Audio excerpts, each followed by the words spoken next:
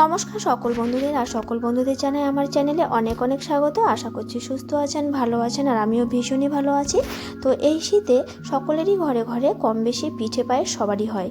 তো সেই জন্য আমি এই শীত সময়ে একটি নতুন পিঠে আমি নিয়ে এসেছি। সেই পিঠেটার নাম হলো মুগের পুলি। তো প্রথমে আমি নারকেল ভেঙে নিলাম। এই নারকেলটাকে কুড়িয়ে আমি খুব সুন্দর একটি পুর তৈরি করব। তো দেখুন, নারকেলটাকে আমি কুড়িয়ে নিচ্ছি। আর এই যে মুগের পুলি বানানোর জন্য কী কী উপকরণ লাগবে, প্রথমে নিয়ে নিয়েছি এখানে মুগ ডাল, নিয়ে নিয়েছি সুজি, নিয়েছি চিনি, আর রয়েছে এখানে 400 গ্রামের মতো চালের গুঁড়ো। আর প্রথমে যেটা করব, মুগ ডালটাকে আমি সেদ্ধ করে নেব। তার জন্য প্যান বসিয়ে দিয়েছি, আর প্যানের মধ্যে আমি জল বসিয়ে দিয়েছি। জলটা গরম হয়ে যাওয়ার সাথে দিয়ে দিলাম মুগ ডালগুলো সেদ্ধ হয়ে গেছে।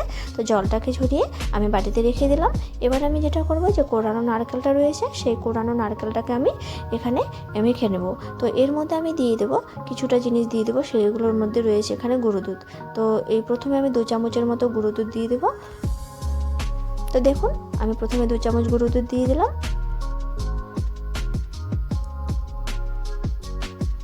তারপরে দিয়ে দেবো এখানে চিনি। যেহেতু আমি গুড় দিয়ে করবো, তো গুড় চিনি মিশিয়ে করব, সেই হিসেবে আমি হিসেব করেই চিনিটা দেবো। যেমন হাফ বাটি আমি চিনি দিয়ে দিলাম। তারপরে আমি দিয়ে দেবো এলাচ গুঁড়ো। তো কিছুটা এলাচ গুঁড়ো দিয়ে এগুলোকে ভালো করে মেখে নেব। তো দেখুন, এরকমভাবে ভালো করে মেখে নিচ্ছি। আর গুড়টা আমি এখন দেবো না, যখন কড়াইটা এটা ভাজা ভাজা হয়ে যাবে তারপর আমি গুড় দেব। তো দেখুন, মাখা হয়ে গেছে। এবার কড়াই বসিয়ে দিয়েছি। কড়াই গরম হয়ে যাওয়ার পরে দিয়ে দেবো এখানে 1 চামচের মতো ঘি। তো ঘি দেওয়ার পরে আমি যে মেখে রাখা নারকেলটা রয়েছে সেগুলো আমি এখানে দিয়ে দেবো। দিয়ে ভালো করে একটু নাড়িয়ে নেব। তো নাড়াচাড়া করে নেওয়ার পরে যখন একটু ভাজা ভাজা হয়ে যাবে, তারপর আমি গুড় দিয়ে একটু সময় নাড়াচাড়া করে একটু লাল লাল হয়ে ভাজা হয়ে গেলে সেটা আমি নামিয়ে নেব।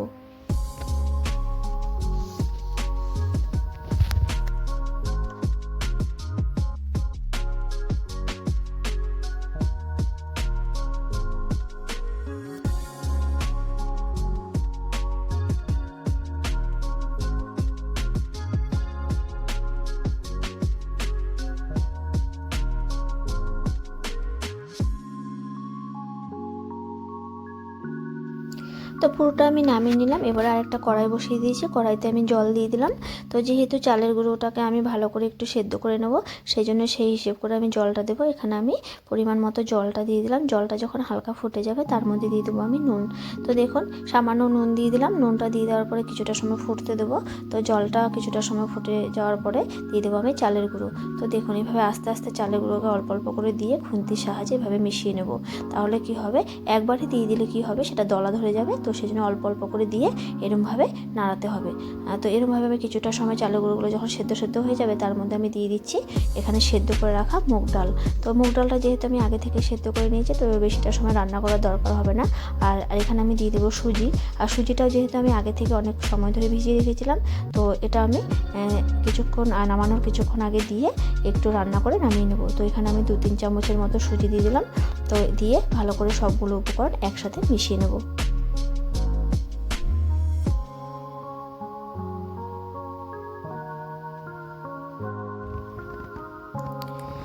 তো এবারে আমি কিছুটা সময় রান্না করে এগুলোকে নামিয়ে নিচ্ছি। তো অনেকটাই রেডি হয়ে গেছে।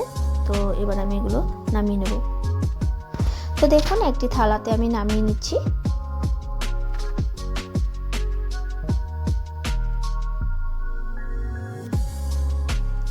তো এগুলোকে এবার আমি ভালো করে একটু মেখে নেব।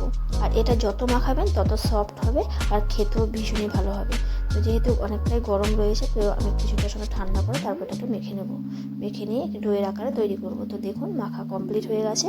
দুটো ডো আমি বানিয়ে নিয়েছি। তো দেখুন কতটা সফট হয়েছে। যত ভালো মাখবেন তত নরম হবে। তো পিঠেগুলো ভীষণ খেতেও ভালো লাগবে। তো এবার আমি যেটা করব, এই দেখুন নারকেলের পুরটা আমি রেডি করে নিয়েছিলাম। তো যেহেতু গুড়টা দিয়েছিলাম বলে খুব সুন্দর একটা কালার এসছে। তো এবার আমি এগুলোকে ছোটো ছোটো লেচি কেটে নিয়ে আমি বাটির আকারে তৈরি করব।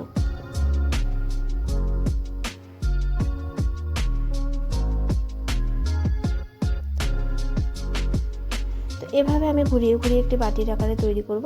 তো সবগুলো আমি এরকমভাবে বাটির আকারে তৈরি করে ভিতরে পুর ভরে তারপর আমি 2 সাইড থেকে বেশ মুখটা জোড়া লাগিয়ে দেবো। তারপর আমি একটি সুন্দর ডিজাইনের শেপ দিয়ে দেবো। তো দেখুন প্রত্যেকটা এইভাবে পুলি লেচি কেটে কেটে আমি এরকমভাবে বাটি তৈরি করে নেব।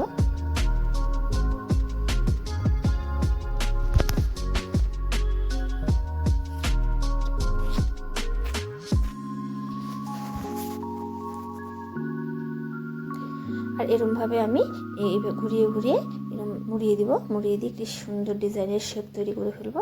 আর দেখতেও ভীষণই সুন্দর লাগবে। আপনারা চাইলে শুধু এরমভাবে শেপ নাও দিতে পারেন, আর না দিলেও কোনো অসুবিধা নেই। তো যেহেতু এরকম শেপ দিলে দেখতে সুন্দর লাগে, তো সেই জন্য আমি এই শেপটা দিয়েছি। তো প্রত্যেকটি পুলি এভাবে আমি বানিয়ে নেব।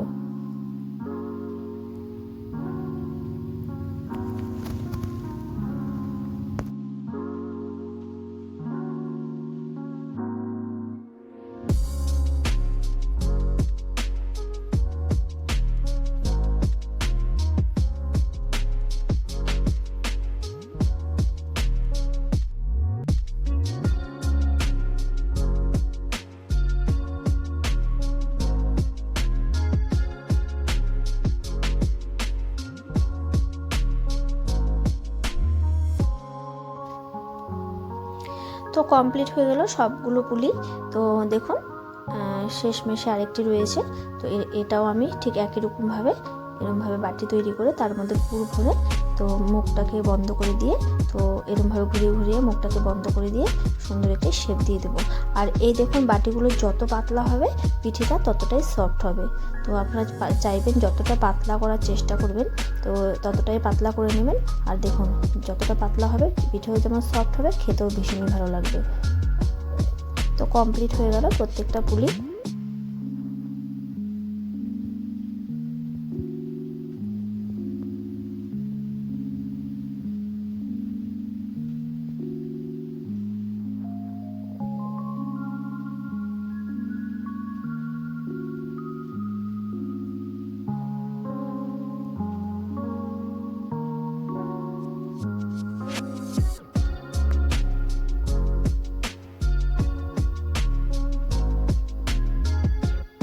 দেখুন একদম রেডি।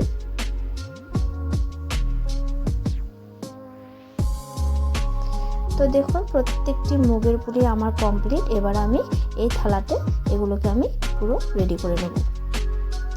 তো এরকমভাবে গুছিয়ে নিচ্ছি। তো গুছিয়ে নিয়ে আমি এগুলোকে ভাজতে নিয়ে যাব। তো যেহেতু আমি ঘি দিয়ে ভাজবো, তো আমি এইগুলো এভাবে রেডি করে নিয়ে একটু গরম কড়াইতে ঘি দিয়ে দেবো, দিয়ে তারপর ঘিয়ের উপরে এগুলোকে আমি ভেজে তুলবো। তো দেখুন কমপ্লিট হয়ে গেছে মুগ ডালের পুলি পিঠে। তো দেখুন কতটাই সুন্দর লাগছে দেখতে। যেমনই লাগুক না কেন সত্যি করে খেতেও ভীষণই ভালো লাগবে। তো যেমন দেখতে লাগছে খেতেও তেমনই লাগবে।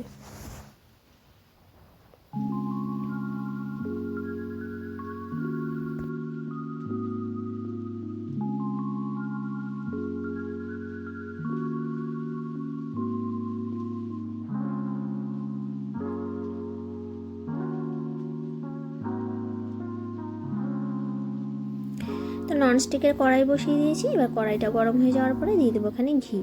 তো আমি ঘিটা যেহেতু আমি একটু ডুবোভাবে ভাজবো, তো ঘির পরিমাণটা একটু বেশি দিয়ে দেবো এখানে। আপনারা চাইলে এটা সাদা তেলেও ভাজতে পারে। তো আমি যেহেতু ঘি রয়েছে তো আমি ঘি দিয়ে ভাজবো।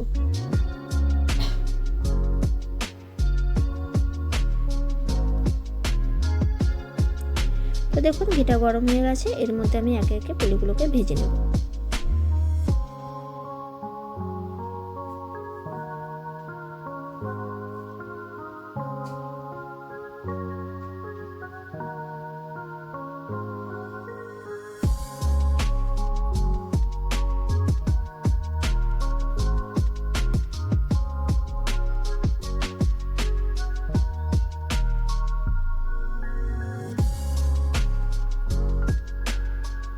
আর বেশি একটা লাল লাল করে ভাজবো না, হালকা লালচে করে ভেজে তুলে নেব।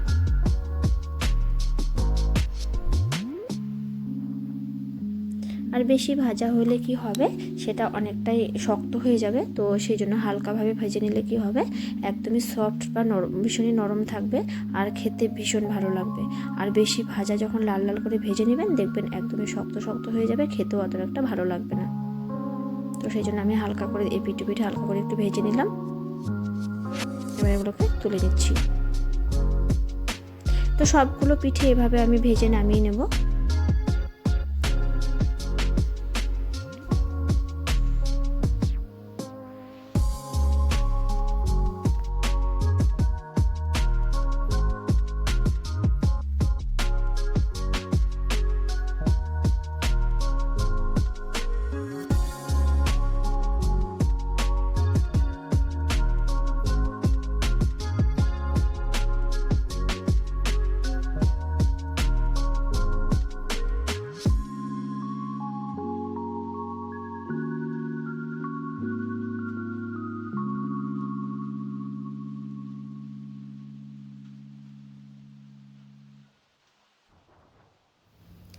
তো কড়াই আমার গরম হয়ে গেছে, এবারে আমি দুধটা জাল করে নেব। এবারে গরম কড়াইতে সামান্য জল দেবো, কারণ জলটা এ কারণে দেবো যাতে দুধটা দিয়ে দেওয়ার পরে যখন দুধটা ফুটে যাবে তাহলে নিচে লেগে যাবে না। তো দেখুন এরমভাবে আমি দুধগুলো দিয়ে দিলাম। এখানে আমি প্রায় 1.5 কিলোর মতো দুধ নিয়েছি, আর সাথে কিছুটা গুঁড়ো দুধও মিশিয়ে দেবো। তো দেখুন এরমভাবে আমি জাল হতে দেবো। আর এই দুধটাকে খুব ভালো করে জাল করতে হবে। আর এখানে আমি এই সময় জাল হতে হতে যখন কিছুটা জাল হয়ে যাবে তার মধ্যে আমি দিয়ে দেবো তেজপাতা।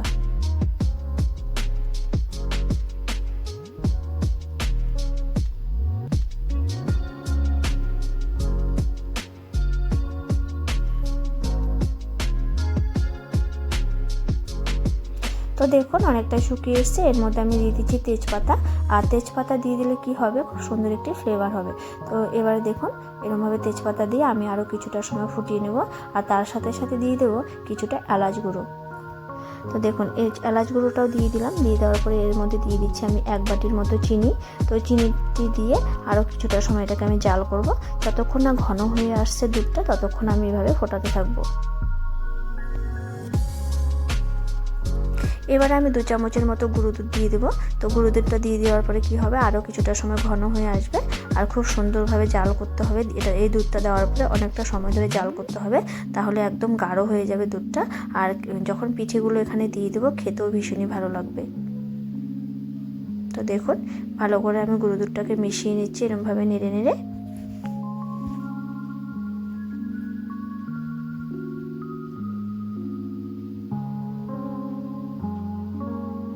তো এরকমভাবে বারে বারে আমি নাড়াতে থাকবো যাতে নিচে না লেগে যায়। তো এরকমভাবে বারে বারে আমাকে নাড়াতে হবে।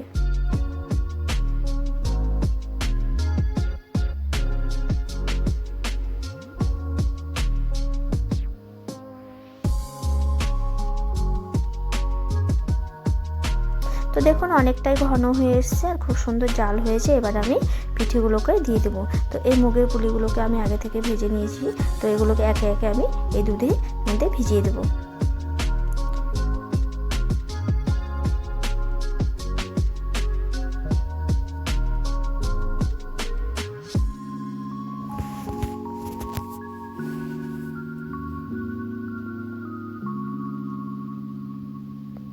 তো খুব সাবধানে এগুলোকে নাড়াতে হবে যাতে ভেঙে না যায়, সেরকমভাবে আমাকে নাড়াতে হবে।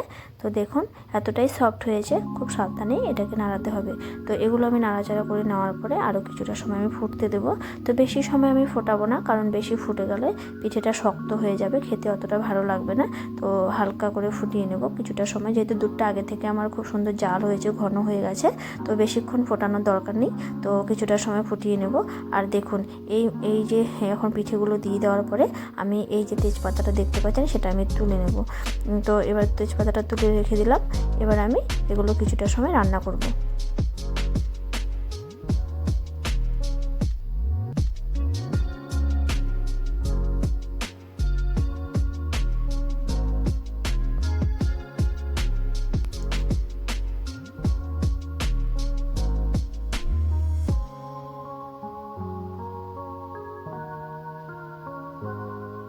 তো দেখুন কমপ্লিট হয়ে গেছে, অনেকটাই ঘন হয়ে গেছে, বেশ ক্ষীরের মতো হয়েছে। এবার আমি এগুলোকে নামিয়ে নিচ্ছি। তো এই দেখুন এই প্লেটের মধ্যে আমি এবারে সার্ভ করব। তো খুব সাবধানে আমাকে পিঠেগুলোকে নামাতে হবে, যাতে একদমই এতটাই নরম হয়েছে যে সাবধানে এগুলো আমাকে নামাতে হলো যাতে ভেঙে না যায়, সেরকমভাবে আমাকে নামাতে হয়েছে। তো দেখুন খুব সুন্দর হয়েছে পিঠেগুলো, দেখতেও ভীষণই সুন্দর হয়েছে আর ভীষণই সফট হয়েছে। তো দেখুন আপনাদেরও ভীষণই ভালো লাগবে। তো আশা করছি আপনাদের সকলেরও খুবই ভালো লাগবে। আর যদি আমার এই রেসিপিটি ভালো লেগে থাকে অবশ্যই লাইক কমেন্ট শেয়ার করতে একদমই ভুলবেন না। আর আমার চ্যানেলে যদি আপনারা নতুন হয়ে থাকেন অবশ্যই চ্যানেলটিকে সাবস্ক্রাইব করে আমার পাশে থাকবেন আর আমাকে সাপোর্ট করবেন। আর আমার চ্যানেলে যদি নতুন নতুন রেসিপি পেতে চান তাহলে আমার যে পাশে থাকা বেল আইকনটি আছে সেটাকে ক্লিক করবেন। আর এরমভাবেই নতুন নতুন রেসিপি আপনারা পেয়ে যাবেন। আর এরম শীতেই এরম রেসিপি সত্যি অসাধারণ। তো যাই হোক, আশা করব সকলেরই ভীষণই ভালো লাগবে। তো আমি এরমভাবে আরও রেসিপি নিয়ে হাজির হয়ে যাব। তো আজকের মতো এই রেসিপি এই অবধি। তো থ্যাঙ্কস ফর ওয়াচিং, টাটা।